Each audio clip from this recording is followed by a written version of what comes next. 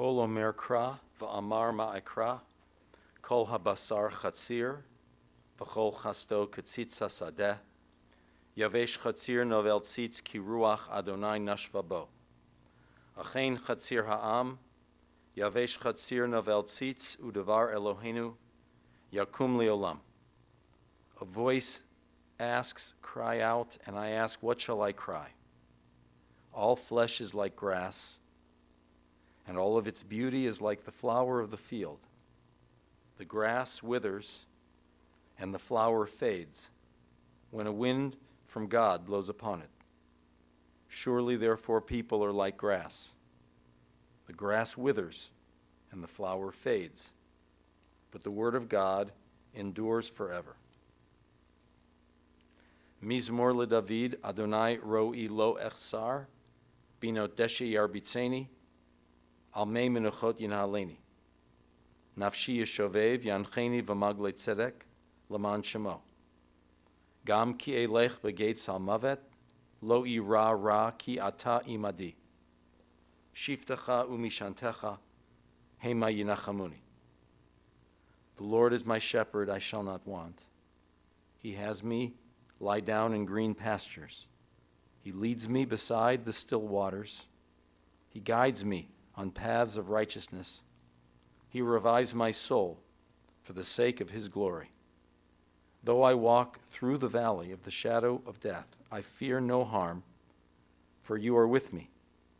Your staff and your rod, they comfort me. You set a table in sight of my enemies. You anoint my head with oil. My cup overflows. Surely goodness and mercy shall follow me all the days of my life, and I shall abide in the house of the Lord forever. If a name is the hint about a person, and your mother's name comes from rose, and in Yiddish that would be Rozel, a rose is filled with color and with fragrance and with life. And your mom was filled with all of those things. She filled the years of her life and your lives with color and with fragrance and love of life. She could talk to anyone about anything. She could befriend anyone. Strangers were turned into friends. Any vendor would potentially hear her life story during their exchange. Anyone nearby would be initiated to the world according to Razi. The stranger sitting next to her on the plane, the grocery clerk at the counter, the people at the restaurant, or even, as I understand, Scottie Pippen and Michael Jordan. We talk about 24-hour news sources, 24-hour sports sources. Your mother was a 24-hour entertainment source, 24-hour friend-making source, and a 24-hour life source. For your mom, since everything was about relationships, she never wanted anything to get in the way of that process. She didn't want to let formality get in the way, so she wasn't a formal person. She didn't want to let protocol get in the way. I read that in ancient Jerusalem, if you left a cloth on your front door, it was a sign, it was a symbol that your door was open to strangers, and hospitality would be freely given to those passersby. They just looked for that cloth on the front door. If your mother had lived in ancient Jerusalem, she would have had a whole closet worth of cloths on her front door. She wanted everyone to feel that they could come over. Her friends, your friends, family, of course. The door is open. The refrigerator was stocked. And this is how she showed people that she loved them. She didn't gush. She didn't recite poetry to you. She took care of people. She provided for people. She opened her hand and her heart to people, both in public ways and in private ways. She was there for people in the family. She was lively. She was enthusiastic, a magnificent storyteller.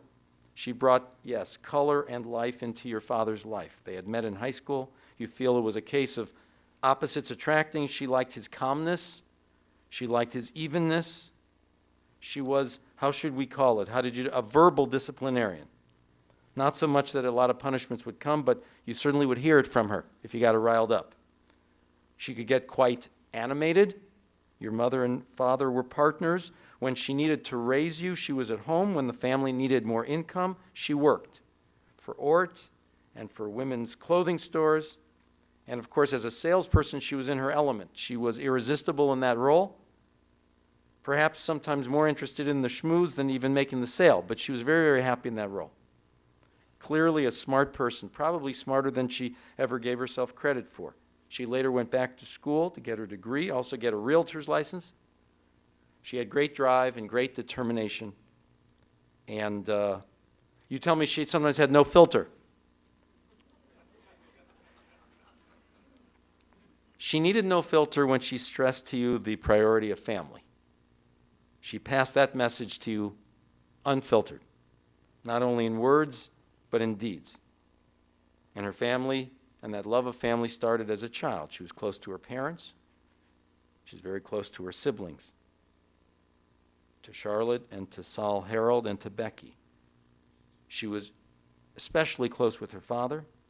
It was a religious home. She was used to the traditions. But as part of that religion, that goal, that ethic was to keep family together. And she was friendly with extended family, with her first cousins. And when your father died, she made sure that you would all keep good contact with his family. It mattered to her, and she got it done. I know she did not understand what a dinner party for four was. It never happened. The family was too big all the time, always over. And as one that got to know this big family slowly but surely, every time I would meet a new person, it would be a larger character than the rest. And it was just always a pleasure to see her, as well as so many other characters who were in this family. It's the truth. I think she really wanted to keep that connection to people and to her friends and family as long as she could. And for someone so filled with life, someone so filled with energy, someone so filled with youth and thinking young, it was important in her life that even after your father passed away, she found a connection and a treasured place with Bill. Returning to complete her degree, she met Bill. They were friends for several years and then became partners. Their feelings evolved. They married after 10 years of knowing each other. She and Bill spent time both here and in California. And Bill, I know she rapidly became more widely known in both of those residences than you were at the same time. She was a force of nature. You didn't forget her once you met her. Always an optimist. And you know what you all learned. You know what you all learned from her. What you learned from her was that every moment counts. That every moment can lead to a friend. That every moment can lead to an experience. And that every moment can lead to a memory. You never take even a moment for granted. And you learn that everyone in the world is worth a moment of your time. There are so many divisions in the world today, we forget that every single person deserves a moment of your time. Because you never know when you'll create an experience, a moment, a memory, and something that will add immeasurably to your life. She looked forward to shared moments. She looked forward to greetings. And she looked forward to conversation. She gave everyone a moment because everyone deserves that. She couldn't control every circumstance of her life, but she still shaped the way that she would respond to life, and that was to savor it and reinvent it every day. And then there was the most important question of her life, which she posed to you: how old do you think I am? Right? She thought young. She felt young. I know in these last 3 years, and more so in the last year, she became a little more weary. But during this last period of her life, and for years before, she relished and savored her grandchildren. She created special moments with them both individually and together. And she loved knowing that she was now a great grandmother, which was probably to her both an adjective and a relationship. She lived life her way. She lived life 100%. There were many jobs, in hearing about all her energy and observing it from time to time, with her determination, there were many jobs she would be good at. One job she couldn't have been good at would be a spy, carrying classified documents. Because people, even upon a first meeting, often heard her entire life story. But other than a career in spying, telling and sharing life stories was the first step of what was often a marvelous, entertaining, wonderful, and memorable way for many people to meet and then connect with her. And she maintained a very beloved role, I know, in your large family for all the years of her life. She lived with a good name, and she died with a good name. Bill, come on up.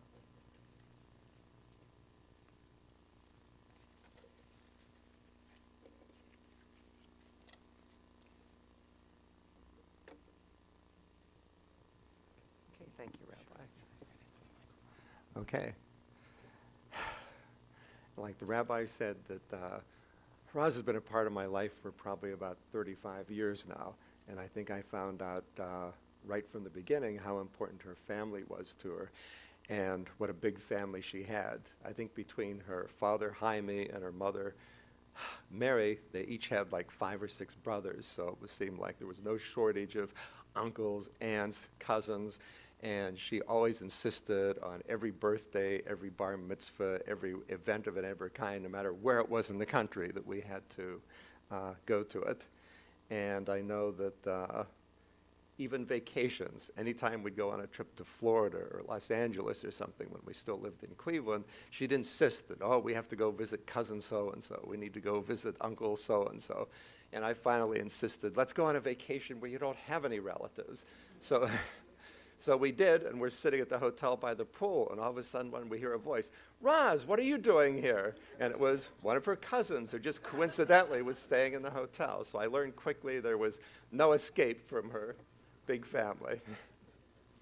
That besides her relatives, I guess, like everyone knows, were friendly nature. That, I mean, everywhere we went, every trip she'd become best friends with the people on the plane next to us or the people sitting to us next to it at a restaurant, and would chat everybody up no matter where it was. And like you mentioned, it seemed like her usual conversation started out very quickly with something like, oh, how old do you think I am? And she would be happy when she got an answer that was usually considerably much younger than she really was. So she was very energetic, very youthful looking. As a matter of fact, in the hospital, just like last week, that one evening a female doctor came into the room, and the doctor came in and sort of looked at us and looked down at her clipboard and looked back at us and looked a little puzzled and said, oh, excuse me. And she left the room and came back like half a minute later, and she said, is this a Lapidus room? And I said, yes. And she said, well, my chart says here that there's an 86-year-old woman in this room, and she certainly doesn't look like an 86-year-old woman. So I related to that her, even though she had a ventilator tube down her throat. She smiled, and you could tell that she got a kick out of hearing that. And it's been about 25 years ago. The company that I worked for in Cleveland got bought out by a San Francisco area company, so we decided to relocate. It was being relocated or being unemployed. And I remember the day they made the announcement that Roz came in to me to have lunch, and the president of the Cleveland company saw her coming in, and he went up to her and said, so, Roz, what do you think? Are you moving to California? And she was just irate and waved her arms around. No way am I going to California. No way on the face of the earth am I going to California. So a few months later, we relocated to California. But even then, we kept our place back in Cleveland, and she was very family-oriented. So I would say for a good 20-year period, she would come back to Cleveland by herself for a month at a time, and while I was working.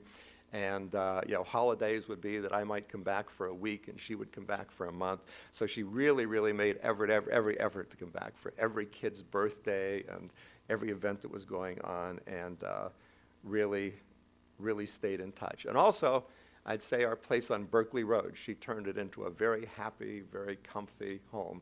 And the same thing when we went to California. She was sort of in her element. I remember she had it so well planned that before the moving van came, that we bought stuff and had it delivered. So we had a garage full of like a mattress and a bedroom set and stuff that was delivered the day before. And the movers said they'd never seen anything like it. In other words, it was like a box of brand new china and silverware and so on. So she certainly enjoyed furnishing the place and putting it together, and she made the place in California a very happy, cozy home. And the same thing with our newer place in Solon. And like he alluded, that in California, her nature was to meet everybody. That I was working, and she was going to all the aerobics classes and bingo games and everything, so she knew everybody. And lots of people, it might be years that went by, that they would finally meet me and say, so your husband does exist. We thought you were just making him up. And we even joked, since she was very known, there was sort of Roz and Roz's husband. So I would even joke that I should have legally changed my name to just Roz's husband, since that's what everyone knew me as. And again, she had a lot of capabilities that she knew everybody. She ran for the board. She was on the condo board for like 10 years, was the president several times. And it was a big 1,000-unit condo complex with a budget of like $7 or $8 million a year. And I think some of the people that were like retired business executives didn't take her very seriously, but I think she made them aware very quickly how hardworking she was and so on. And I know she certainly enjoyed being called to the office and signing $100,000 checks and things like that. And besides her family, she certainly enjoyed her grandchildren as they started arriving. That I know we talked to some people whose grandchildren didn't seem to want to be around them that much and thought they were boring and stuff. But I'd say that Roz certainly enjoyed the company of her grandchildren, and they certainly enjoyed her company too. I mean, it was not unusual to have different grandchildren from Cleveland and Arizona call her on the phone just to chat and tell them what were going on. And as the rabbi mentioned, she was rather unfiltered. So the first thing she would usually ask on any of the conversations were things like, oh, are you still dating that guy? When are you going to get married? When are you going to start having babies? Things like that. And also, more recently, she even has 4 great-grandchildren that she certainly made every effort to do things with. So I guess like everyone knows, she was a very unique, a very interesting person, whether you want to refer to her as unique, a force of nature, or whatever. I would say that not too many people are like her.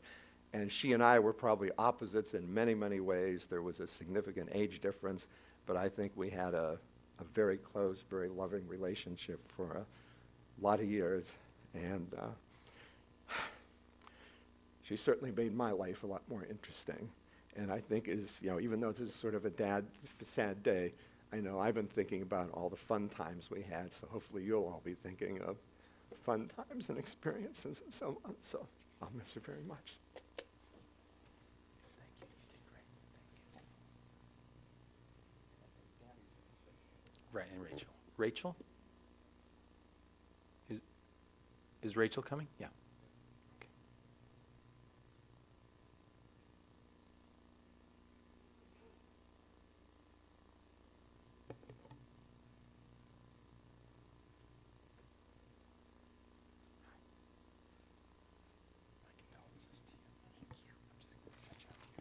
Okay.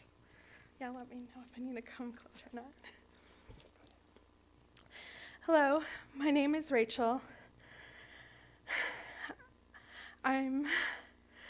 Sorry, let me try one more time. Hello, my name is Rachel. I'm the oldest of Roselyn's 13 grandchildren. Roselyn, Roz, Rosie, Aunt Rosie, but to the 13 of us, she was Bubby. Our Bubby was full of life. She was the epitome of L'chaim. As a small child, I remember Bubby getting ready for New Year's parties and looking at all her party hats and her glittery tiaras. I remember all of her festive Hanukkah parties. And as I got older, I got to go to her house and decorate for Hanukkah. She would spare no expense. There were never enough decorations. And at Passover, I remember setting the tables and make sure we put on the best tablecloths for the tables. And as some of you know, Bubby moved to California and we moved to Arizona. Our Bubby was always on the go, flying from San Francisco to Cleveland to Phoenix. She made time to see all her grandchildren and eventually all her 4 great-grandchildren. Our Bubby told us and everybody else we were the best grandchildren. Our Bubby always tried her best to come to all of our birthday parties and all of our graduations. She loved us with words and actions. I know I speak for all of us when I say we are humbled and we are honored to be part of the legacy she leaves behind. May we make her proud by being the grandchildren she said we were and sharing the love of life and generosity like our Bubby. Especially in times we live in, as Mordecai told Queen Esther, for such a time as this. For such a time as this, the world needs us to be like Bubby. Thank you.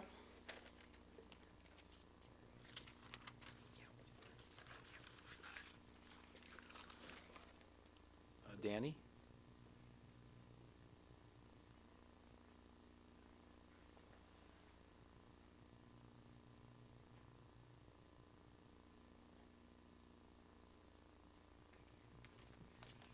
I am Rosie's favorite nephew, maybe her favorite son in my opinion, but she's not here to argue with me now, so. I just want to say that Aunt Rosie was a very strong mother figure in my life too, and I had 3 mothers who all lived on Concord Drive. Aunt Rosie, Aunt Charlotte, and of course my own mother. And you know, I leaned on Aunt Rosie all the way through, all the way to the end of my life. We were close. I talked to her on the phone all the time. I can't imagine what life's going to be like without her. Honestly, like everybody else here, I'm overwhelmed by this whole thing. And in my opinion, she was a lightning bolt. I mean, she was a lightning bolt. When she walked in the room, I don't care who the strangers were, they just gravitated right towards her. I mean, they would just start talking. She would start talking to them before you knew it. She was like telling her stories, and they were wonderful, and they were laughing, and they were having such a good time with her that before before the end of that period, she knew them. They were her best friends, and she was just so good at it. And I remember her as a real estate agent. She was amazing at just meeting people who walked in the door, because she sold one of my houses, and I was just amazed how she could just suck them right in. I mean, she had an unbelievable ability. And, she just, my analysis of her that made her so great, when I was sitting there trying to think of what made Aunt Rosie so great. And first of all, you knew she loved you. I don't care who you were, she made sure that she let you know that she loved you. I mean, her heart was so big. And yeah, she was goofy a lot of times. She did some stuff that embarrassed you. She was never shy. And if you didn't know that, you found out like in a second. It took, I don't want you to say, I want to say one thing. Sometimes she said things to you and you didn't take it too well. I mean, I got to admit, there were times that she drove me up a wall, because she was the kind of person that, let's say she had you over for dinner, right? She had all of us over for dinner. She'd stuff us with food, okay? And then she'd look at one of us or me or whoever, and she goes, you're really getting fat, Danny. I mean, she just had that way of, she loved you, but you knew she loved you. You knew that, but sometimes you're like, ugh. So I just want to tell you that you just had to chill with her, because she made more effort to love you, and I don't care who you are, the kids, the grandkids, aunts and uncles, and every cousin, and when spouses came into the family, oh my God, hi Aunt Rosie. I mean, she was her best friend. And when the grandkids came, or her great nieces and nephews came in, they were Bubby to them too. They were Bubby to she was Bubby to all the kids. I mean, she really had a way of making all the kids love her. I mean, because she gave them time. Time was everything. She somehow, even though she was a great mother, and she was a great mother, and she had a great wife, and she worked at Ort, and she worked for, she ran B'nai B'rith women for years.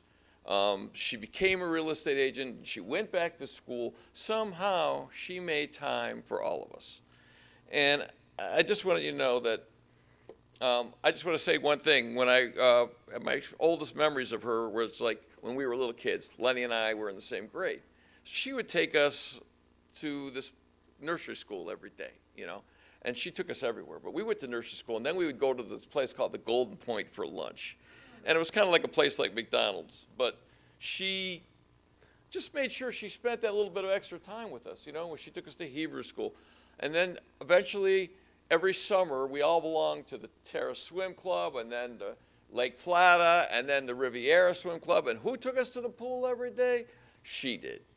And we spent all this time with her, and we had all these great picnics, and she was the social calendar woman. I mean, she made the social calendar for everyone. The whole family counted on her for that. And she was like the glue that kept us all together at first, until we all kind of grew up and got to be the best friends and best brothers and sisters like that we all really are. And I don't know, she taught us to bake cakes, and And every Saturday we would make cakes and we did stuff, and we just hung out with her and she taught us a lot of stuff. And she was really a very generous person. And you didn't have to worry about when she moved to California because you never knew it. I mean, if something went on in the family, she was there. And Bill was right. He's like, geez. But he showed up pretty often too. And I thought he was a wonderful addition to her life. And I know it went both ways. But, he really made her happy at the end. And I think she was just so amazingly in love with everyone. And she would even go to Arizona, like Rachel said, and she managed to get around. She had all these cousins and all these people that we never even hardly knew, and because of her, we got to know them. And that's really all I have to say, and I'm sure going to miss her, and I really appreciate your time. Thank you very much. Please rise, everybody. You did a great job, Bill. She's not here.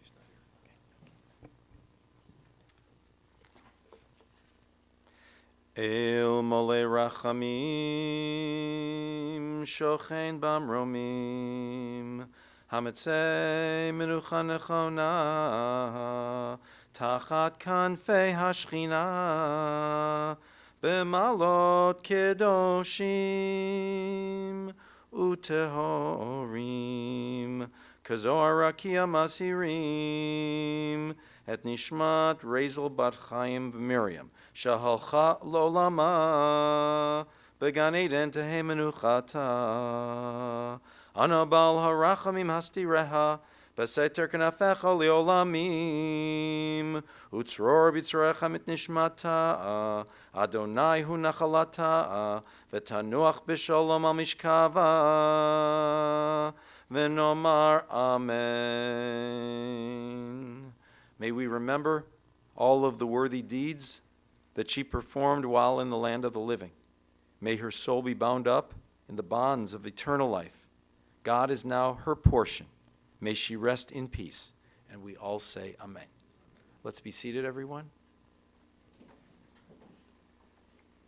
Our condolences to the family, of course. Our condolences to the family, Bill and Jean and Patsy, Lenny and Peggy, Carl, Claire and Paul, Charlotte and Eugene, the grandchildren, Alyssa, Ryan, Laurel, Andrew, Rachel, Aaron, Chaya, Hadassah, Zachary, Aliza, Trevor, Troy, and Todd. And it says here, loving great-grandmother of 4. But I don't have their names. Such a big, nice family. 4 names are what? Tell me. Who are the great-grandchildren? What are their names? Mark? Oh, Clark. Asher? Alana? Laura. Okay, they deserve mention, so let's just mention that to everyone. Now, the family will receive friends at the Lapidus Stein residence in Solon immediately following the burial portion of the service, and that visitation for Shiva will continue until 8:30 this evening. Tomorrow from 2 p.m. to 8:30 in the evening, and Sunday from 1 to 5 p.m. Again, we're going to move from here to the burial portion of the service and then on to Solon for the Shiva visitation. Please remain in your seats for just another moment. However, the pallbearers should now come forward.